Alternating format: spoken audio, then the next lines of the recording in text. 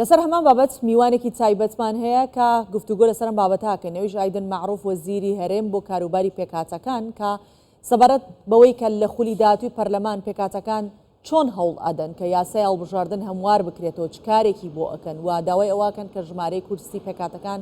بکرێت بە 15 کورسی تا چۆن ئەبێت بەم شێوەیە کاری بۆ بکرێت بۆی کە بگەن بۆ ئامانجەی کە ئەیانەوێت. ئەم کاتتان باش بەڕێز ئایدن، ئایا پێکهاتەکان چۆن کار بۆ ئەم خواستی خۆیان ئەو کاتت ولی پێشکی بەیانیتان باش جون ئایدن، من ڕێز و سەلاوشم بۆ کەناڵی بیسار هەیە، وەڵێ بابەتی پێکهاتەکان، بابەتی نەتەوەکان، بابەتی چی حساسە و هەستیارە، دەبێت تەعاملکردنیشێکە لەگەڵی بە هەستیارەوە بێت. لێرەدا ئێستا ئێمە کە هەموو لایەک ئەزانی کە لە ڕابردوودا قەدرێکی زۆر کرا لە پێکهاتەکان بە تایبەتی بە ئیلغاکردنی سیستەمی کۆتا و دواتریش کە لە 11 کۆتەوە بوو بەبە 5 کۆتە کە ژمارەیان کەم بووەوە. ئێمە کە پێشتریش داوامان کردبوو کە ئەم ژمارەیە کەمە داوای زیادکردنی ژمارەی کورسی کۆتا کرابوو کە کورسی کۆتا لە هەرێمی کوردستان بە قانون بە یاسا تەنزیم کرابوو. بۆیە لێستا دەکەمەڕێی پێکهاتەکانە چەندها کۆبنەوەمان کردووە کە بە کۆبنەوەی ڕاوێژکاری لەگەڵ نوێنەرانی پێکهاتەکان کە ئەوە مافی خۆیتان کە لە دوای هەڵبژاردن لە پەرلەمانی داهاتوو کورسی کۆتەکان زیاد بکرێت و کە بکرێت بە 15 کورسی بۆ ئەوەی پێکهاتەی نەتەوەی و ئاین و ئاینزانەکان بە شێوەیەکی باشتر و فراوانتر بەشدار بن لە پرۆسەکەدا. لێرەدا کە لە ڕابردوودا کە بەداخەوە کە محکەمەی فێدرال کە بڕیارەکەی محکەمەی فێدرال بە ئیلغاکردنی سیستەمی کۆتا، ئەمە هەموو لایەک ئەزانی کە بڕیارێکی سیاسی بوو کە دژی کۆتاکان بوو، دژی پێکهاتەکان بوو. لێستادا لە هەرێمی کوردستان کە پێکەوەژیانێکی باش هەیە و لە ئاستێکی زۆر باشدایە و حکوومەتی هەرێمی کوردستان لە هەموو کات زیاتریش کە پشتیوانی داواکاریەکان و مافەکانی پێکهاتەکانی کردووە و ئەمانە زۆر گرنگە. لێستادا لە ئاستێکی زۆر باشدایە و بۆیە پێویستە هەموو لایەنێک مراعاتی ڕەوشی پێکهاتەکان بکاتووە، دامی مافەکانیان بکات و لێرەدا ئێمە کە لێستادا هەڵبژاردن کە لەم کاتەدا دەکرێت و ئێمە لەگەوەدا هەڵبژاردن لە کاتی خۆیدا بکرێت و بە بەشداری هەموو لایەنەکان و بە بەشداری هەموو پێکهاتەکان کە لە دوای هەڵبژاردن پێویستە کە فراکسیۆنەکانی ناو پەرلەمانی کوردستان لە داهاتوودا ئیش لەسەوە بکرێت و کە گۆڕانکاری لە یاسا هەڵبژاردندا بکرێت و بۆەوەی بتوانن کە کورسی کۆتا لێستا 5 کورسیە کە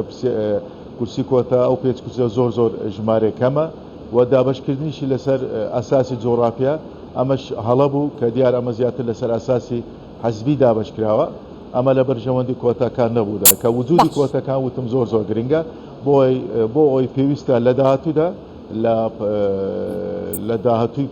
پەرلەمانی کوردستاندا پاش هەڵبژاردن فراکسیۆنەکان گرنگە کە مراعاتی ڕەوشی پێکهاتەکان بکرێت و ئێمە لێستادا کار لەسەرەوە دەکەین کە بۆی بتوانین کە لێستادا 5 کورسیە وەکو خۆی داواکاری پێکهاتەکان کاری لەسەر بکەن، بەڵام وەکو خودی پێکهاتەکان بە چ ڕێکارێک کار بۆ زیادکردنی کورسیەکان دەکەن لە دوای ئەوەی کە ئەم خولەی پەرلەمان پێکهێنرا؟ پرسیارەکە بەداخەوە نەگەیشتە من زۆر بە نەگەیشتم پرسیارەکە. مەبەستمەوەی وەکو خودی پێکهاتەکان کە هەڵبژاردن کۆتایی هاتوو پەرلەمانی کوردستان پێکهێنرا چۆن کار دەکەن، بە چ ڕێکارێک کار ئەکەن بۆ ئەوەی کە کورسیەکان زیاد بکرێت و بکرێت بە 15 کورسی؟ یعنی ئێمە لێستا ئێمە هەوڵدانە محاولاتە بۆ ئەوەی بتوانێت کە لە داهاتوودا کە بە گۆڕانکاری لە یاسای هەڵبژاردن بکرێت و کە گرنگە کە بە زیادکردنی کە ئەو 5 کورسی هەیە کە بکرێتە 15 کورسی کە بۆ ئەوەی بتوانێت نوێنەرایەتی پێکهاتەی نەتەوەی و پێکهاتەی ئاین و ئاینزانەکان کە بەشدار بن بە شێوەیەکی فراوانتر بەشدار بن لە پرۆسەی داهاتوودا کە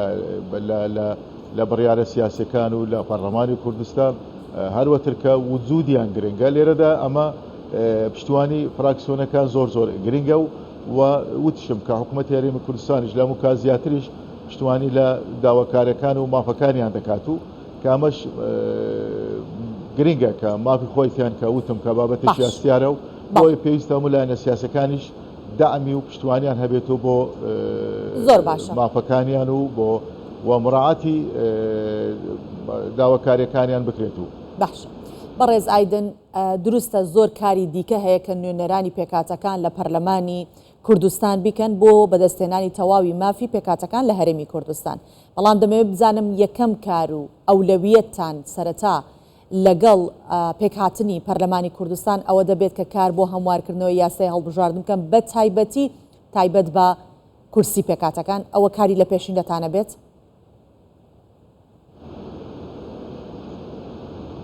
یعنی ئەوە لێرەدا کە وتم کە ڕەوشی پێکاتەکان گرنگە و کە لێستا دەکە لە داهاتوودا کە هەڵبژاردن دەکرێت و کە دیارە لێستا دەکە لە بە بڕیارەکانی محکەمە فێدرال کە غەدرە کرا لە کۆتاکان کە کەمکردنەوەی ژمارە کورسی کۆتاکان ئەمە لێستا دەکە ئەمە غەدرێک بوو کە بڕیارەکە هەڵە بوو سیاسی بوو و دابەشکردنەکەش لە ئاسی جوغرافیەش ئەمەش باش نەبوو. لێستا ئێمە کە وەکو پێکاتەکان کە بەشدار دەمی لە پرۆسی هەڵبژاردن لە داهاتوودا بۆەوەی بتوانرێت کە ئەمەش کە وجودی پێکاتەکان گرنگە و نوێنەرایەتیان هەبێت و لە پەرلەمانی کوردستان ئەمەش گرنگە. ئێمە کە لێستادا ئەو دابەشکردنەش لەوانەیە کە دابەشکردنەی هەڵە بۆ کاریگەری لەسەر بەشداری پێکردنی پێکاتەکانیش لەوانەیە زۆر کە کاریگەری خراپ دروست بکەیت و لەسەر بەشداری بوونیان لە پرۆسەکەدا. بۆیە پێویستە گرنگە ئێمە لێستادا ئەم کە بەو شێوازە ئێمە بەشدار دەبین، بەڵام لە داهاتوودا بۆیە پێویستە گۆڕانکاری لە سیستەمی کۆتا بکرێت و گرنگە کە لە هەرێمی کوردستان وجودی پێکەوە ژیان لە ئاسیەکی زۆر باشدایە و کە پێویستە لایەنە سیاسەکان و هەموو لایەنێکش کە دامی ئەو پێکەوە ژیانەیە کە لە هەرێمی کوردستان لە ئاستێکی باشدایە بۆی بتوان نوێنەرانی پێکاتەکانیش لە پرۆسی هەڵبژاردن لە داهاتوو لە بڕیارە سیاسەکان و لە بە شێوەیەکی بەشدار بە شێوەیەکی ئەکتیڤ بەشدار بن لە پرۆسەکەدا. زۆر باشە. بەڕێز ئایدن جەنابەت ئاماژە بۆ دەکەیت کە ئەم بڕیارێکی سیاسی بووە. لە کاتێکدا ئەمێ بزانم جگەلەوەی کە بڕیارێکی سیاسی بووە، ئایا تا چەندیش بڕیارێکی یاسایی بووە؟ چونکە لە ڕووی یاساییەوە بۆ هەر 100,000 کەسێک ئەبێ کورسیەک هەبێت و ژمارەی پێکاتەکانیش زۆرە. ئایا ئەو چەند کورسێک کە دانراوە ئەمە یاساییە؟ بەپێی ئەو یاسایی کاڵێ 100,000 کەس ئەبێ کورسیەکی هەبێت. تا چەندیش یاساییە ئەم بڕیارە جگە لە سیاسی بوونی؟ یعنی کە بڕیاری محکەمەی فێدرال کە تایبەت بە کۆتا بەلغاکردنی سیستەمی کۆتا ئەمە 100% بڕیارێکی سیاسی بوو کە بەداخەوە کە محکەمەی فێدرال کە نەیتوانێت کە بێلایەنی خۆی بپارێزێت کە بە ئیلغاکردنی سیستەمی کۆتا ئەمە شتێکی باش نەبوو کە ئەمە سیستەمی کۆتا ئەوە ماف بۆ حەق بوو کە بە قانون بە یاسا تەنزیم کرابوو، مافێک بوو کە بۆی بتوانرێت نوێنەرانی پێکاتەکان بەشدار بن لە پرۆسەی هەڵبژاردن کە تایبەت بوو بە کۆتا و تایبەتی بە مافەکانی مرۆڤ. بەڵام داخەوە کە ئەمە کە بابەتی کۆتا بوو بە بابەتێکی سیاسی و زیاتر کە فشار بۆمڤەسی فشار دروستکردن لەسەر پێکاتەکان ئەوە بوو کە محکەمەی فێدرال بە فشاری بەشێک لە لایەنە سیاسەکان بڕیاری ئیلغاکردنی سیستەمی کۆتا دراوە. ئەمە زیاتر سیاسی بوو کە بڕیارەکە یاسایی نەبوو کە قانونی نەبوو بەداخەوە کە لە دواتر ئەو کاردانەوەی بەدواو خۆی هێناوە کە ئەم لە نەتیجەی ئەم کاردانەوەش دیارە بوو 5 کورسی کە دوای گەڕانەوەی 5 کورسی کە بە کۆتا بە کۆمسیۆنی باڵا هەڵبژاردننی عراقیش کە بە دابەشکردنی کورسی کۆتا لەسەر ئەساسی جۆڕافیەش ئەمەش